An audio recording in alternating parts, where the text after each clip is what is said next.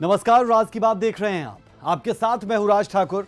आज बात होगी अविश्वास प्रस्ताव की। पिछले कुछ दिनों में आपने इस शब्द को कई बार सुना होगा। इस वक्त देश की राजनीति इसी के इर्द गिर्द सिमट रही है। कार्यक्रम की शुरुआत कुछ सवालों के साथ। सबसे पहला सवाल, प्रधानमंत्री नरेंद्र मोदी ने अविश्वास प्रस्ताव पर क्या जवाब दिया? लोकसभा में केंद्रीय गृह मंत्री अमित शाह ने क्या कुछ कहा था? राहुल गांधी और स्मृति ईरानी के बीच क्यों जुबानी जंग छिड़ गई? अविश्वास प्रस्ताव का क्या मतलब होता है?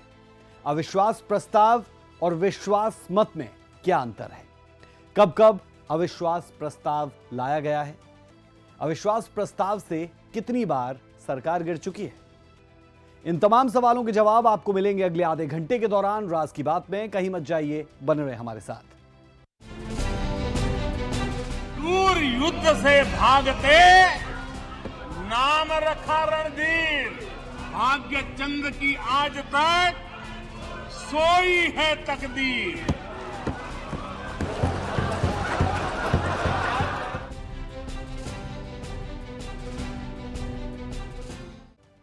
मणिपुर हिंसा को लेकर विपक्ष ने सदन में अविश्वास प्रस्ताव पेश किया। चर्चा के अंतिम दिन प्रधानमंत्री नरेंद्र मोदी ने विपक्ष के अविश्वास प्रस्ताव पर करारा जवाब दिया। अपने संबोधन के दौरान उन्होंने विपक्ष पर जोरदार हमला बोला और कहा कि विपक्ष का अविश्वास प्रस्ताव हमारे लिए शुभ होता है। पीएम ने यह भी कहा कि विपक्ष के लिए राजनीति करना ज्यादा जरूरी है। इसके अलावा क्या कुछ बड़ी बातें प्रधानमंत्री नरेंद्र मोदी ने कही, जानने के लिए आपको देखनी चाहिए हमारी ये स्पेशल रिपोर्ट। दूर युद्ध से भागते नाम रखा रणधीर, दूर युद्ध से भागते नाम रखा रणधीर, भाग्य चंद की आज तक, भाग्य चंद की आज तक सोई है तकदीर। प्रधानमंत्री नरेंद्र मोदी ने विपक्ष के अविश्वास प्रस्ताव पर जवाब दिया। अपने संबोधन के दौरान उन्होंने विपक्ष पर करारा हमला बोला और कहा कि विपक्ष का अविश्वास प्रस्ताव हमारे लिए शुभ होता है। पीएम ने यह कहा कि विपक्ष के लिए राजनीति करना ज्यादा जरूरी है। 2018 में भी ये ईश्वर का ही आदेश था जब विपक्ष के मेरे साथी अविश्वास प्रस्ताव लेकर के आए थे। उस समय भी मैंने कहा था कि अविश्वास प्रस्ताव हमारी सरकार का फ्लोर टेस्ट नहीं है। मैंने उस दिन कहा था, बल्कि ये उन्हीं का फ्लोर टेस्ट है। ये मैंने उस दिन भी कहा और हुआ भी वही। जब मतदान हुआ तो विपक्ष के पास जितने वोट थे उतने वोट भी वो जमा नहीं कर पाए थे। प्रधानमंत्री ने कांग्रेस पर अधीर रंजन को दरकिनार करने की वजह पूछी। साथ ही उन्होंने तंग कसते हुए कहा कि अधीर रंजन गुड़ का गोबर करने में माहिर है। अधीर बाबू को क्या हाल हो गया? उनकी पार्टी ने उन्हें बोलने का मौका नहीं दिया।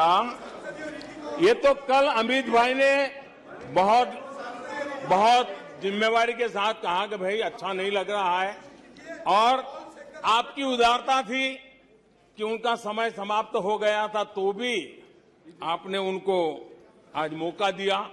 लेकिन गुड़ का गोबर कैसे करना उसमें ये माहिर है। प्रधानमंत्री नरेंद्र मोदी ने अपने सरकार की उपलब्धियां भी गिनवाई। उन्होंने कहा कि युवाओं को घोटालों से रहित सरकार दी है। हमारे देश की युवा पीढ़ी का सामर्थ्य आज विश्व ने उनका लोहा माना हुआ है। हम उन पे भरोसा करें। ये हमारी युवा पीढ़ी भी जो सपने देख रही है वो सपनों को संकल्प के साथ सिद्धि तक पहुंचाने का सामर्थ्य रखती हैं। और इसलिए माननीय अध्यक्ष जी 2014 में 30 साल के बाद देश की जनता ने पूर्ण बहुमत की सरकार बनाई और 2019 में भी उस ट्रैक रिकॉर्ड को देख करके उनके सपनों को संजोने का सामर्थ्य कहां है, उनके संकल्पों को सिद्ध करने की ताकत कहां पड़ी है, वो देश भली भांति पहचान गया। और इसीलिए 2019 में फिर एक बार हम सबको सेवा करने का मौका दिया। प्रधानमंत्री मोदी ने कहा, विपक्ष के लोगों को सीक्रेट वरदान मिला हुआ है। प्रधानमंत्री के इतना कहते ही सदन ठाकों से गूंज उठा।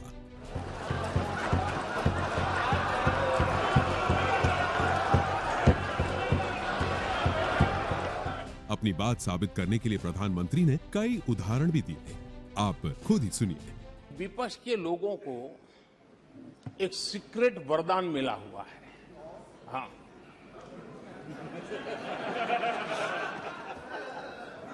सीक्रेट वरदान मिला हुआ है जी। और वरदान ये कि ये लोग जिसका बुरा चाहेंगे उसका भला ही होगा। 3 उदाहरण से ये सीक्रेट वरदान को सिद्ध कर सकता हूं जी। आपको ध्यान होगा कि इन लोगों ने कहा था बैंकिंग सेक्टर के लिए, बैंकिंग सेक्टर डूब जाएगा, बैंकिंग सेक्टर तबाह हो जाएगा, देश खत्म हो जाएगा, देश बर्बाद हो जाएगा, न जाने क्या क्या कहा था। और बड़े बड़े विद्वानों को विदेशों से ले आते थे, उनसे कहलवाते थे ताकि उनकी बात कोई न माने तो शायद उनकी मान ले। हमारे बैंकों की सेहत को लेकर के भांति भांति की निराशा, अफवाह फैलाने का काम इन्होंने पुरजोश किया। प्रधानमंत्री ने विपक्ष को आईना दिखाने का काम किया।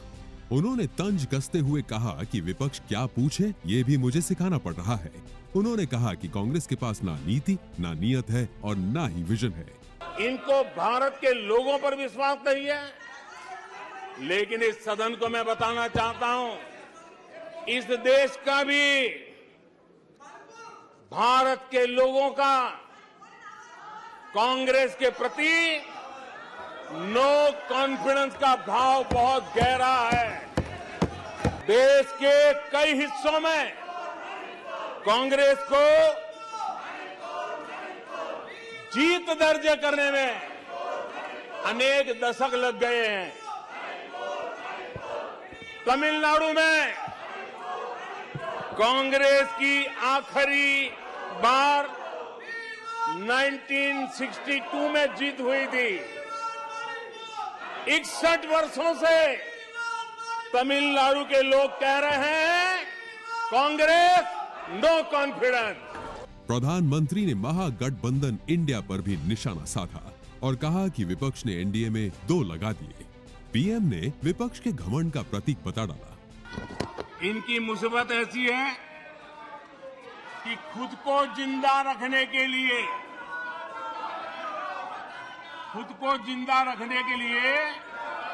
इनको एनडीए का ही सहारा लेना पड़ा है। खुद को जिंदा रखने के लिए इन्हें एनडीए का ही सहारा लेना पड़ा है। लेकिन आदत के मुताबिक घमंड का जो आई है ना, वो उनको छोड़ता नहीं है और इसलिए एनडीए में 2 आई पिरो दिए, 2 घमंड के आई पिरो दिए। पहला आई 26 दलों का घमंड और दूसरा आई एक परिवार का घमंड। एनडीए भी चुरा लिया कुछ बचने के लिए। वहीं प्रधानमंत्री ने मणिपुर हिंसा को लेकर क्या कुछ कहा, आप खुद ही सुनिए। आदरणीय, लोकतंत्र में जिनका भरोसा नहीं होता है, वो सुनाने के लिए तो तैयार होते हैं, लेकिन सुनने का धैर्य नहीं होता है।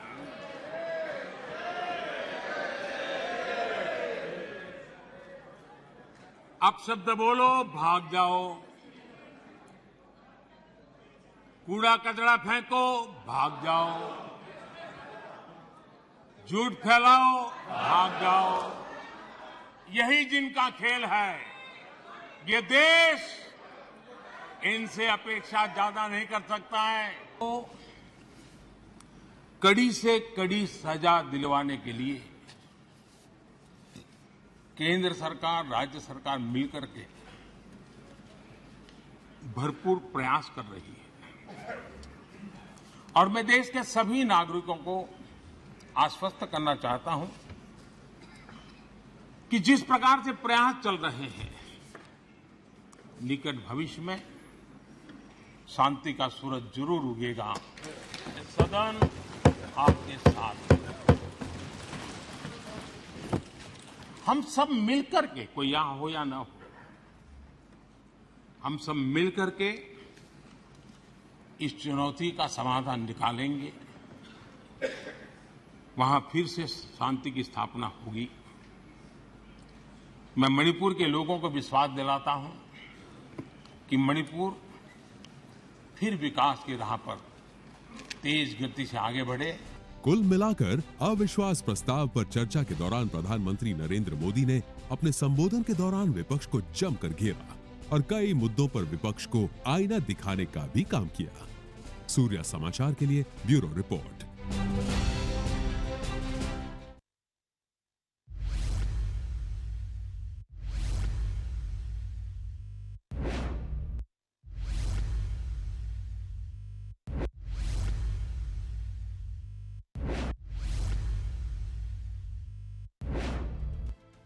तो ये सुना आपने प्रधानमंत्री नरेंद्र मोदी को, जिन्होंने विपक्ष पर जमकर तीखा हमला बोला।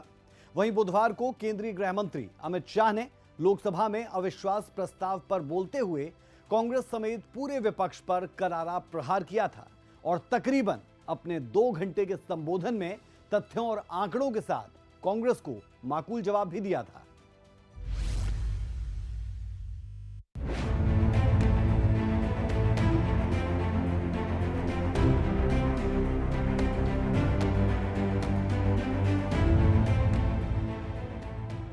लोकसभा में मंगलवार यानी 9 अगस्त का दिन मॉनसून सत्र का सबसे शानदार दिन रहा। अविश्वास प्रस्ताव पर लोकसभा में सुबह बहस की शुरुआत राहुल गांधी ने की तो समापन देश के गृह मंत्री ने अपने जोरदार जवाब से किया। हालांकि राहुल गांधी सरकार पर आरोप लगाकर संसद से चले गए, लेकिन जिस प्रकार से अमित शाह ने एक एक करके परत दर परत कांग्रेस और विपक्ष के अतीत को कुरेदना शुरू किया तो फिर किसी मुद्दे पर चुप नहीं हुई। मणिपुर पर तो कांग्रेस को अतीत की याद दिलाई ही, साथ ही आंकड़ों और तथ्यों के साथ ये भी बता दिया कि आखिर मणिपुर के हालात क्यों बिगड़े। तकरीबन अपने 2 घंटे के संबोधन में इतने तल्ख तेवर में गृह मंत्री अमित शाह ने कांग्रेस और उनके गठबंधन को धोया, उसकी कल्पना विपक्ष ने शायद ही की होगी। अविश्वास प्रस्ताव पर बहस के दौरान केंद्रीय गृह मंत्री अमित शाह ने कहा कि यूपीए का चरित्र अपनी सरकार बचाने के लिए भ्रष्टाचार करना है। यह अविश्वास प्रस्ताव देश में विपक्ष का असली चरित्र दिखाएगा। मान्यवर, अविश्वास का प्रस्ताव एक संवैधानिक प्रक्रिया है, हमें कोई आपत्ति नहीं है। विपक्ष का उद्देश्य है कोई भी हो, विपक्ष का अधिकार है, अविश्वास का प्रस्ताव ले आते हैं।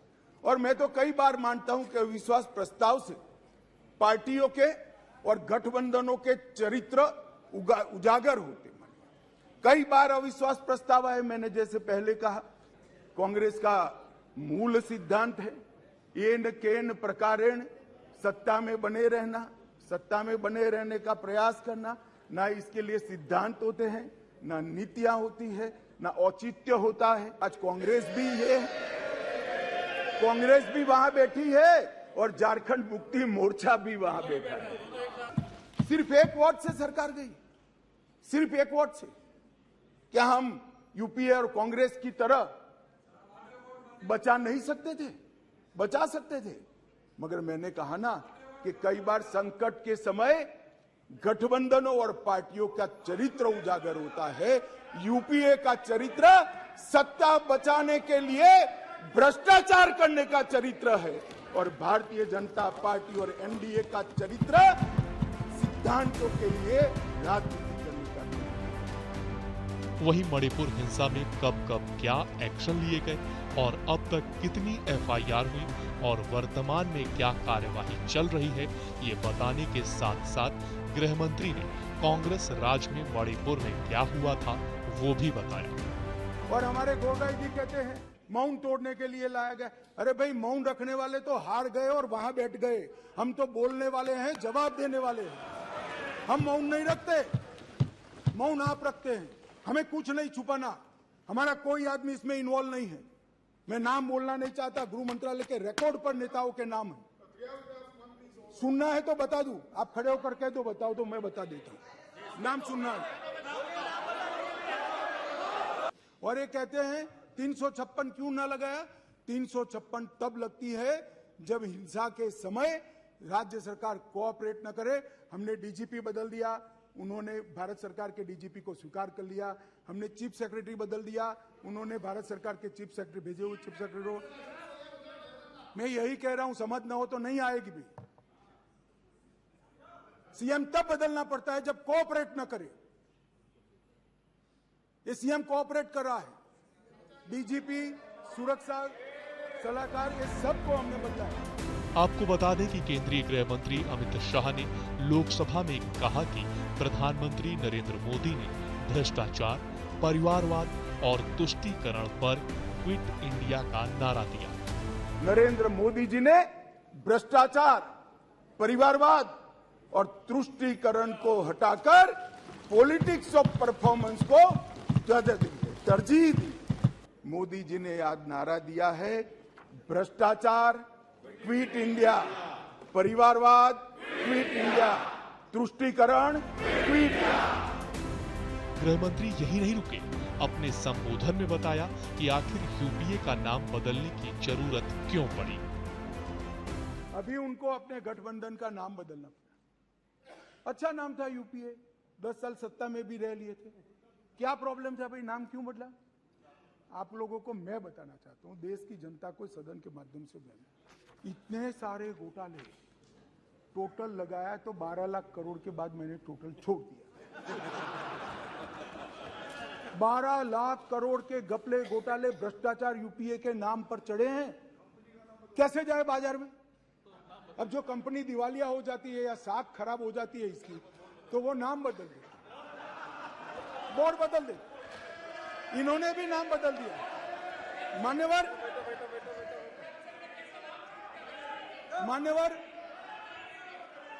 बोफोर्स, एक मिनट भाई, बोफोर्स घोटाला किसने किया? यूपीए ने किया। 2G स्पेक्ट्रम किसने किया? यूपीए ने। सत्यम घोटाला किसने किया? यूपीए। कॉमनवेल्थ घोटाला किसने किया? यूपीए ने। कोयला घोटाला किसने किया? यूपीए ने। टाटा ट्रक घोटाला किसने किया? यूपीए ने। वोट के बदले नोट का घोटाला किसने किया? यूपीए ने। आदर्श घोटाला किसने किया? यूपीए ने। नेशनल हेराल्ड का घोटाला किसने किया? यूपीए ने। वाड्रा का डीएलएफ घोटाला किसने किया? यूपीए ने। चारा घोटाला किसने किया? खाद्य सुरक्षा बिल का घोटाला किसने किया? गाजियाबाद प्रोविडेंट फंड घोटाला किसने किया? हर्षद मेहता शेयर बाजार का घोटाला किसने किया? हसन अली का हवाला घोटाला किसने किया? आईपीएल का घोटाला किसने किया? LIC हाउसिंग का घोटाला किसने किया? मधु कोड़ा घोटाला किसने किया? फायर फ्रंट सबमरीन घोटाला किसने किया? और कांग्रेस अध्यक्ष की यात्रा का भी घोटाला किसने किया?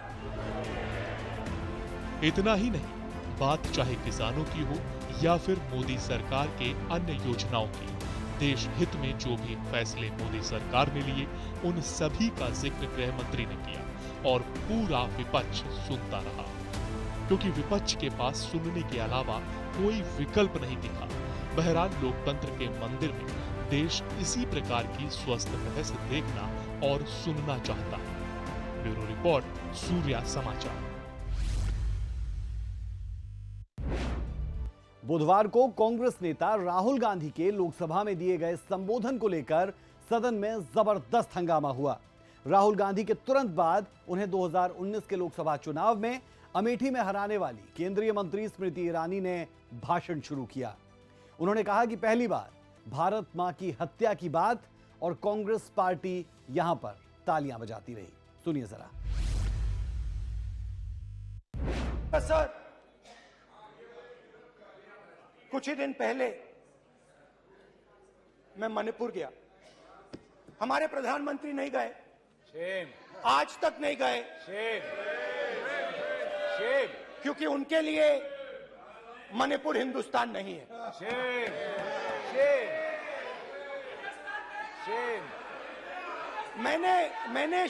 मैंने मणिपुर शब्द प्रयोग किया, मगर आज की सच्चाई यह है कि मणिपुर नहीं बचा है। मणिपुर को आपने दो भाग में कर दिया है। मणिपुर को आपने बांट दिया है, तोड़ दिया है। स्पीकर सर, इन्होंने मणिपुर में हिंदुस्तान की हत्या की है। सिर्फ मणिपुर की नहीं, हिंदुस्तान की हत्या की है। इनकी राजनीति ने मणिपुर को नहीं, हिंदुस्तान को मणिपुर में मारा है। हिंदुस्तान को कत्ल किया है, हिंदुस्तान का मर्डर किया है मणिपुर में। अध्यक्ष महोदय, सबसे पहले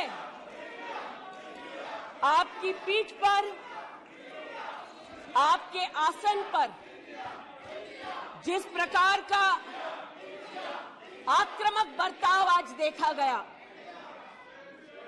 उसका मैं खंडन करती हूं। पहली बार राष्ट्र के इतिहास में भारत मां की हत्या की बात की और कांग्रेस पार्टी यहां पर तालियां बजाती रही। जो भारत की हत्या की बात पर कांग्रेस पार्टी ने ताली पीटी आज इस सदन में, इस बात का संकेत पूरे देश को दिया कि मन में गद्दारी किसकी है। मैं आज हिंदुस्तानी होने के नाते कहती हूं, मणिपुर खंडित नहीं है, विभाजित नहीं है, मेरे देश का अंग है। अब आप में से कई लोग सोच रहे होंगे कि अविश्वास प्रस्ताव का मतलब क्या होता है, इसे सदन में लाने की पूरी प्रक्रिया क्या रहती है। राज की बात यह कि अविश्वास प्रस्ताव को लेकर जब भी वोटिंग होती है तो उसमें राज्यसभा सांसद हिस्सा नहीं लेते, उन्हें वोटिंग का अधिकार नहीं होता। अविश्वास प्रस्ताव की पूरी एबीसीडी बेहतर आसान भाषा में और रोचक बातों के जरिए जानने के लिए आपको हमारी ये रिपोर्ट जरूर देखनी चाहिए।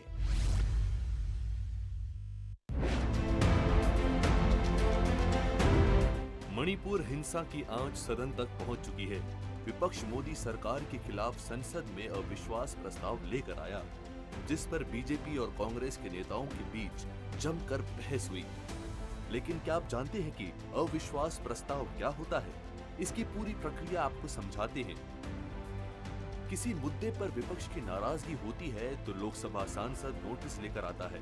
सांसद सुबह 10 बजे लिखित सूचना लोकसभा महासचिव को देते हैं।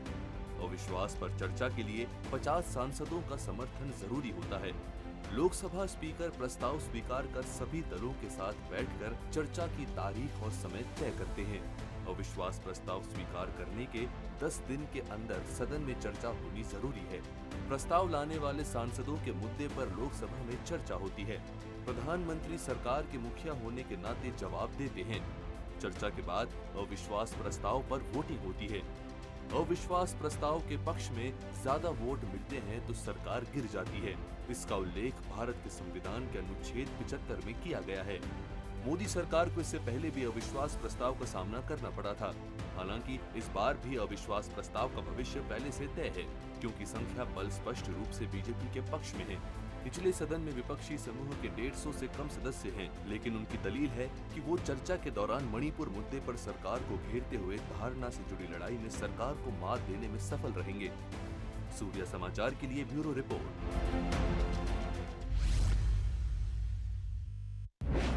राज की बात यह कि भारत के इतिहास में अब तक 27 बार अविश्वास प्रस्ताव लाया गया, लेकिन यह कभी सफल नहीं रहा। सिर्फ एक बार ऐसा हुआ कि मोरारजी देसाई के पास बहुमत नहीं था, तो उन्होंने वोटिंग से पहले ही इस्तीफा दे दिया था। चलिए आपको अपनी अगली रिपोर्ट में दिखाते हैं अविश्वास प्रस्ताव कब कब लाया गया।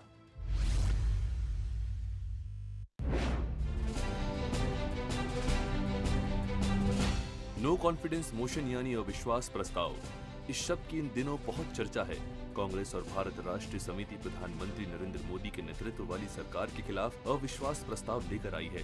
ये 27वीं बार है जब केंद्र की सरकार अविश्वास प्रस्ताव का सामना कर रही है और प्रधानमंत्री नरेंद्र मोदी सरकार के लिए दूसरा मौका है। आजादी के बाद 27 बार अविश्वास लाया गया, लेकिन एक भी बार सरकार गिरी नहीं सिवाय मोरारजी देसाई सरकार के। मोरारजी देसाई ने अविश्वास प्रस्ताव पर वोटिंग से पहले ही इस्तीफा दे दिया था। पहली बार जवाहरलाल नेहरू की सरकार के खिलाफ नो कॉन्फिडेंस मोशन लाया गया था। 23 बार कांग्रेस पार्टी की सरकार के खिलाफ अविश्वास प्रस्ताव आया। हालांकि 10 साल प्रधानमंत्री रहे मनमोहन सिंह ने एक भी बार इसका सामना नहीं किया। 2 बार जनता पार्टी जबकि 2 बार बीजेपी सरकार के खिलाफ अविश्वास प्रस्ताव आया। अब आपको ये भी दिखाते हैं कि किस प्रधानमंत्री के खिलाफ कितनी बार अविश्वास प्रस्ताव लाया गया है। इंदिरा गांधी के खिलाफ 15 बार, पीवी नरसिम्हा राव के खिलाफ 3 बार, लाल बहादुर शास्त्री के खिलाफ 3 बार, मोरारजी देसाई के खिलाफ 2 बार, जवाहरलाल नेहरू के खिलाफ 1 बार, राजीव गांधी के खिलाफ 1 बार, अटल बिहारी वाजपेयी के खिलाफ 1 बार। 2018 में प्रधानमंत्री नरेंद्र मोदी के खिलाफ भी 1 बार अविश्वास प्रस्ताव लाया गया। विश्वास मत और अविश्वास प्रस्ताव में बड़ा अंतर है। अविश्वास प्रस्ताव विपक्ष लाता है, विश्वास मत मौजूदा सरकार लाती है। अगर स्पीकर अविश्वास प्रस्ताव मंजूर करते हैं और फिर सत्ता पक्ष बहुमत साबित नहीं कर पाया तो सरकार गिर जाती है। वहीं सरकार जब विश्वास प्रस्ताव लाती है तो इसका पारित होना जरूरी होता है। 2 स्थितियों में सरकार विश्वास मत लाती है। पहला सरकार गठन के बाद बहुमत परीक्षण के लिए और दूसरा राष्ट्रपति या फिर राज्यपाल के कहने पर। अगर किसी सरकार के घटक दल टूटने लगते हैं तो राज्यपाल या राष्ट्रपति विश्वास मत हासिल करने को कह सकते हैं। इसे फ्लोर टेस्ट भी कहा जाता है। अविश्वास प्रस्ताव एक बार लाए जाने के 6 महीने बाद दोबारा लाया जा सकता है। विश्वास मत के दौरान 3 सरकारें गिर चुकी हैं। 1990 में वीपी सिंह की सरकार, 1997 में एचडी देवगौड़ा और 1999 में अटल बिहारी वाजपेयी की सरकार विश्वास मत हासिल न कर पाने की वजह से गिर गई। काबिले गौर है कि अविश्वास प्रस्ताव को लेकर जब भी वोटिंग होती है तो उसमें राज्यसभा सांसद हिस्सा नहीं लेते हैं। उन्हें वोटिंग का अधिकार प्राप्त नहीं है। सूर्य समाचार के लिए ब्यूरो रिपोर्ट।